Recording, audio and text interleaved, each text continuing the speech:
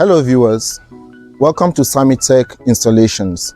Today basically we're going to be looking at how to install 60 cm dish and 90 cm dish. But before we proceed, we're going to look at the basic tools that is best used for this installation.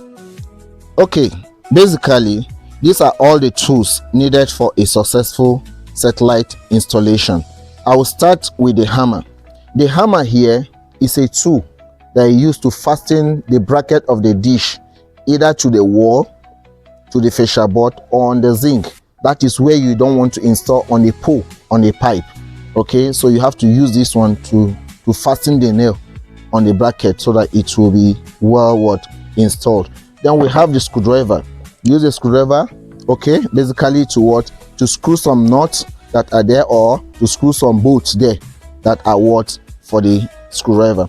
Okay, start screwdriver. Then we have the plier. The plier is a necessity too, okay, in the installation. Is very paramount.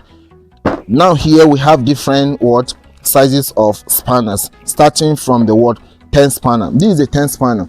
Why the 10 spanner? Some manufacturers of the dish might decide to use 10 bolts and nut for the manufacturing of a particular dish, okay, while others might decide to use 11 bolt and nut. So never can tell. You don't know what you're going to be facing. So it's better you have all these tools ready so that whichever that comes your way, you are good to go. Others are 12 bolt and nut. So this is a 12 spanner, okay, which you can use to fasten your dish. Equally, this is 13 spanner. That is 13 combination, okay. You come across it to fasten the bracket. Then lastly is a 14 combination, okay. Some manufacturers of this dish might decide to bring both 10 bolt and nut, and some of the bolt and nut could be 13 or 14. So never can tell, but all you need in this, you need all this, and so that at the end of the day you will have a very successful installation. Then the razor blade too is a necessity, so that you use to cut your coax cable if you want to put on your the RF connector. So you use the razor blade to fix to arrange it, that is to fix it well. So basically you use the razor blade to arrange your coax cable connecting to an F connector. So basically these are all the tools for now that you basically need for a successful installation. I made mention of coax cable, using the razor blade to fix the coax cable. Coax cable is equally a tool, okay. It's part of the installation tools too, okay, of which we are going to be discussing. If you don't know what coax cable is, we're going to discuss that in our subsequent class. Before me here is a 60 cm dish. So how do we go? We start with this, okay. This is the arm. Take the arm, you take this rubber. This is a cover. It's a water protector. You use it, you fast track it here, okay. You prevent it from water penetrating through the arm. Then the second one, use it for this bracket here, this way, not the other way, this way. This one will be facing up too, so you cover the hole, okay. It is against water penetrating it. Okay, I come back to the arm. I pick the arm first, and I pick this other item. Remember I said this arrow is a pointer that it should be it must be facing up. If you turn it upside down, you will not get what you want at the end of the day. So the best way is to put it facing up, okay. You have to fasten this with 2 10 bolts and nut to do it first before you connect it to the dish. If I fasten this item to the dish, I won't be able to do this one because the bolt and nut will not be penetrating. It cannot go through. So at first I pick 2 bolt and nut, okay. These 2 bolt and nut. So what do? I have it this way, all right. I bring it and it falls this way. Now can we get it? Are we getting it? All right, this is the arrow facing up, so I put my 10 bolt this way, and now fasten the knot Now fasten the knot. Fasten the knot. Come back this way, the second one. I put it this way, and I now what? Fasten the knot behind it. Okay. Now this is where my 210 bolts and 2 spanners, the 210 combination spanner, will work. I'll use one to grip this other side, where I'll use this one to fasten it up, or fasten it up this way, this way, this way. You can see it. Okay, it is now fixed well. So what do I do next? I now pick my dish. Okay, now this is how my dish looks like. Okay, this is facing down, this is facing up. Okay, so I turn it, turn the dish, then I have to bring this one now close to the dish. You can see how it works.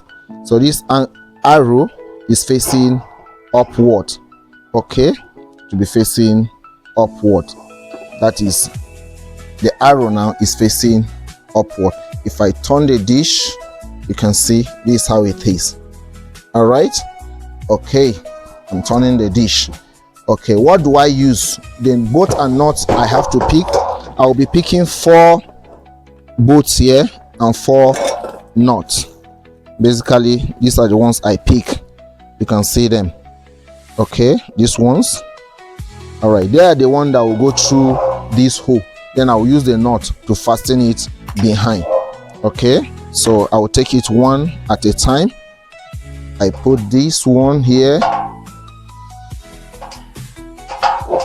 and I put the second one here, put the third one here, and the fourth one this way.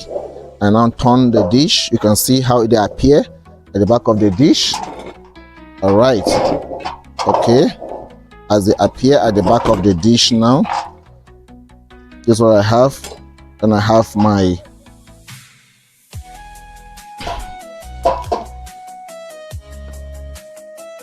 okay, now let me take it one at a time. This one will come here. Okay, let me use a knot to guide it. Let me use a knot to guide it. Sorry. Okay, I have this. I guide it. I'm guiding this one. Then I will put on the second one. Okay, I'll use a knot to guide it.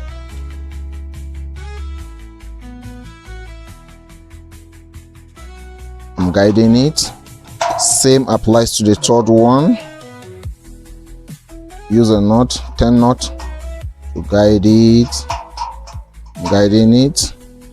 The fourth one too. Use a knot to guide it. Okay, now that I'm done guiding it. Okay, now that I have fastened it, okay, I've guided the 10 knot. I'll use my 10 spanner to fasten it so that it will be strong. Use it to guide it. And tying it up. Okay, this way. You can see I'm basically using only the 10 spanner because what I saw is only 10. The need for the 10 spanner. Okay. Same does not apply to all dish. Some you might come across 11, some you might come across 12 or 13 or 14. They need to use 10, 13 or 14 spanner. It all depends. Okay, so I'm done with this one. I pick this other gadget now. Okay, look at this gadget. This opening now will be facing up just the way the arrow is facing up.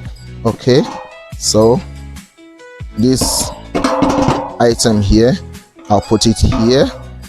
Okay, then I'll pick 4 of these, 4 of these, 4 of these, okay, and 4 of the knot, okay. But let me take them one at a time. So I pick one of it. One will be passing through this hole, the second will be passing here, the third will be passing here, on both sides. So coming this way now, I will now put one here. From inside, the knot should be outside, okay. You don't pass it this way.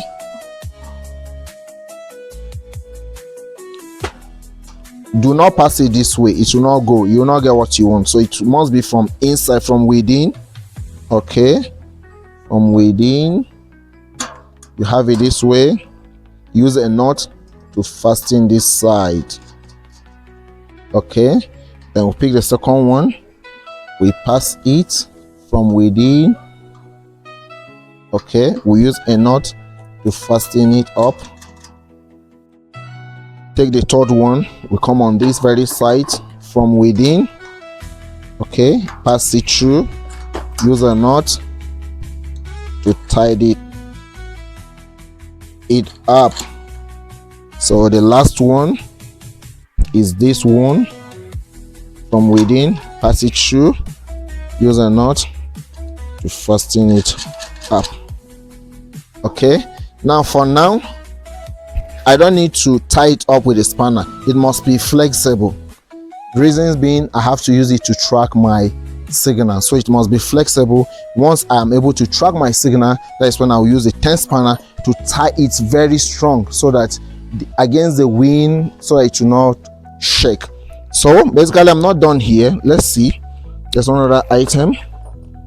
We use this, okay. This is a bracket that holds the pole, okay. We have these and these, so they come together. Then use a 10 knot to tie it up. You don't tie it to the end, you just guide it a bit, just guide it a bit, okay, leaving a space that this very bracket can go through, okay. You can see what I'm doing here. You can see what I'm doing here, so that this bracket can go through.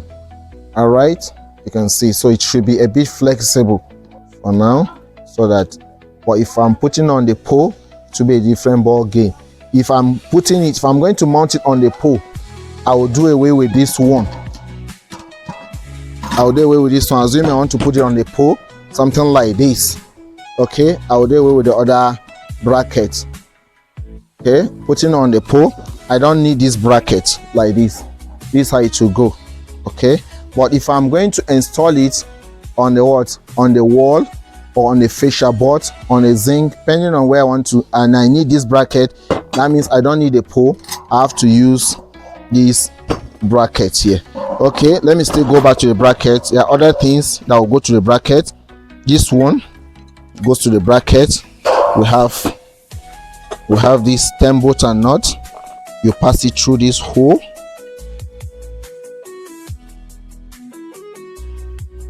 I'm passing it through the hole now,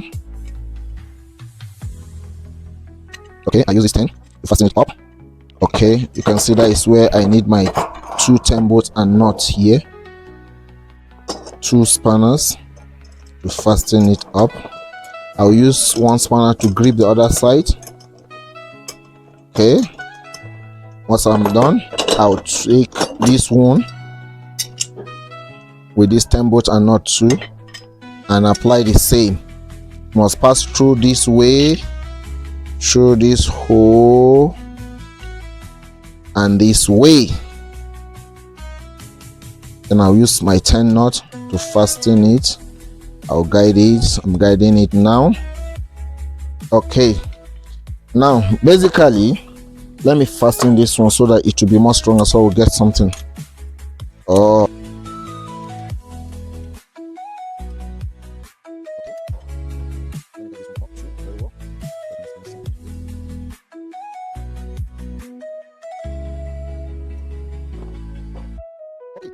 this bracket you see is something that should go to the wall, okay.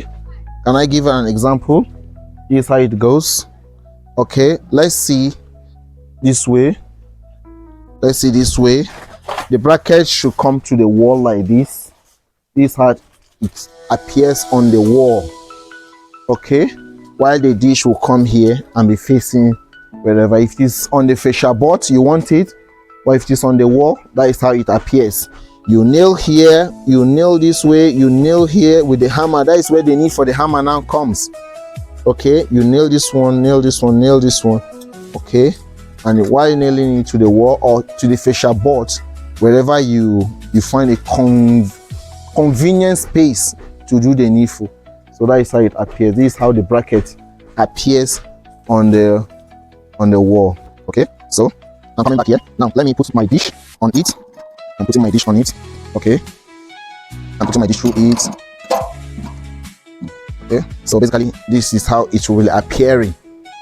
Okay, this is how the back now appears. Okay, so why flexibility? So that you're going to use, if you are turning it from a particular position, are you taking it from 4 degree, you're turning it to 7 degree, are you taking it to 36 degree, are you taking it to 68 degree, whichever. So the flexibility now, if you've gotten what you want at the end of the day, you now use your 10 spanner to fasten it, or whichever spanner that is what compatible to the dish you are installing at a particular point in time. So that is how it works. The same thing with the flexibility here.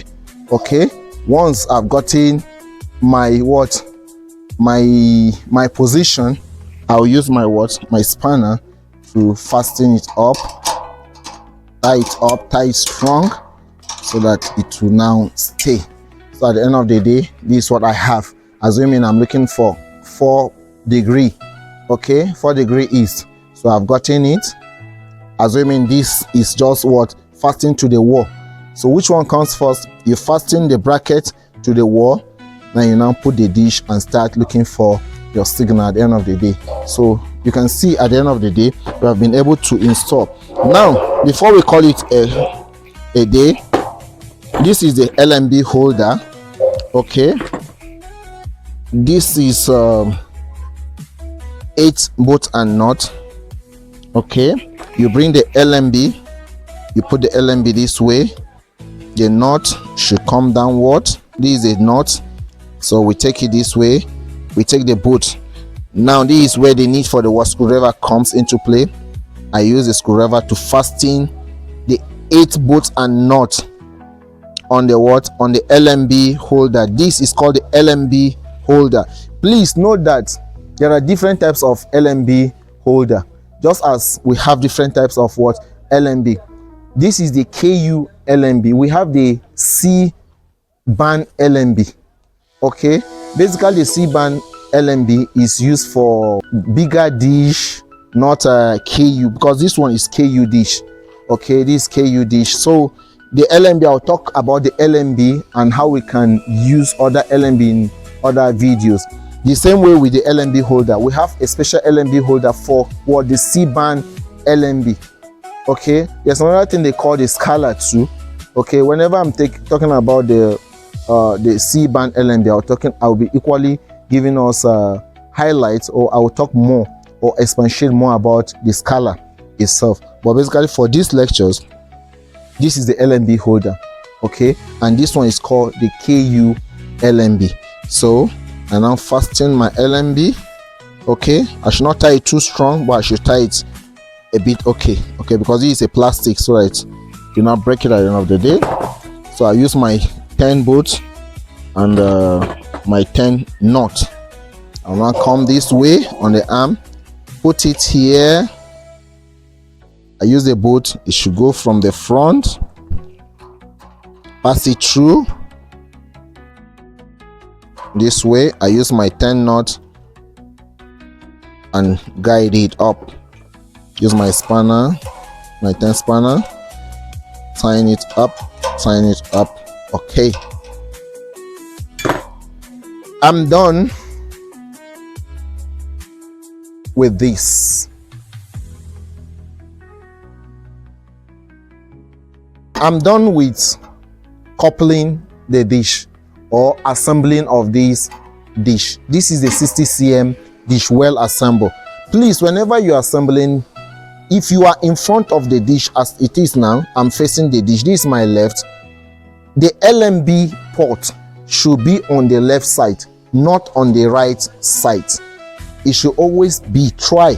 It's not as if you will not get reception while it's on the right side, but it's basically advisable that it should be facing the same side, okay, for a better reception. Okay, now this is how it is. It should be facing down. Some might be facing this way. It all depends on the what satellite you are installing. This is a vertical positioning of the LMB, while this way is a horizontal positioning of the LMB. So in some of my next videos, I will be explaining on how to position LMB, the best way to position LMB, and on which satellite, on which of the satellite you need to position the LMB. The KU LMB is either on the horizontal or on the vertical. So thank you for watching to the end. Please do like, subscribe and share. Let me know if this tutorial is helpful in the comment section.